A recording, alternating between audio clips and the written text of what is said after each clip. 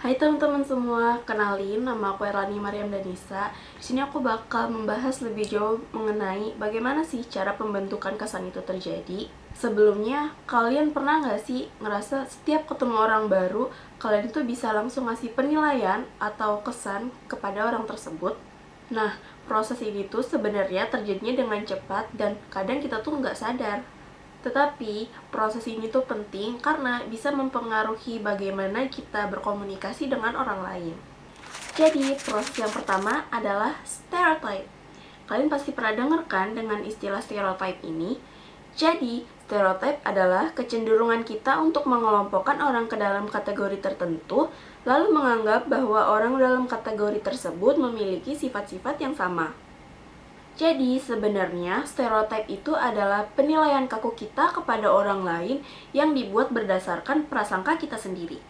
Kalian pernah dengar gak kalimat kalau misalnya orang Batak itu keras, orang Padang itu pelit, atau bahkan orang bertato itu orang yang gak baik atau nakal?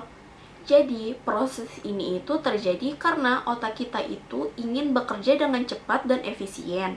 Dengan memberi label, kita itu menganggap bahwa kita itu lebih mudah memahami orang lain, meskipun cara ini tuh nggak tepat dan terkadang menimbulkan kekeliruan.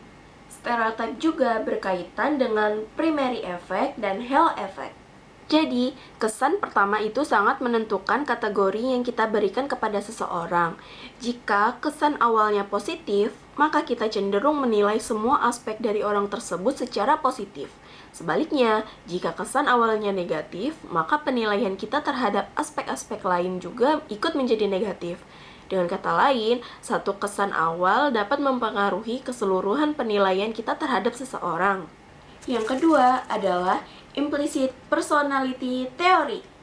Jadi, implicit personality theory adalah cara kita yang secara tidak sadar membentuk gambaran kepribadian orang lain hanya dari beberapa sifat yang terlihat.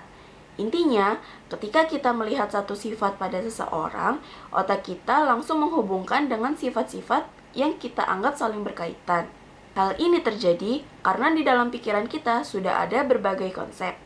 Misalnya, konsep makanan. Kita bisa mengelompokkan nasi, pisang, biskuit, donat ke dalam kategori yang sama meskipun rasa dan bentuknya berbeda. Proses yang ketiga adalah atribusi. Jadi, atribusi adalah cara kita memahami orang lain dengan menebak penyebab di balik perilaku mereka. Setiap kali kita melihat seseorang bertindak, kita tuh pasti mikir, kenapa sih dia melakukan itu? Nah, dari sini kita tuh mulai mempertanyakan apa niat dan kepribadian dari orang tersebut.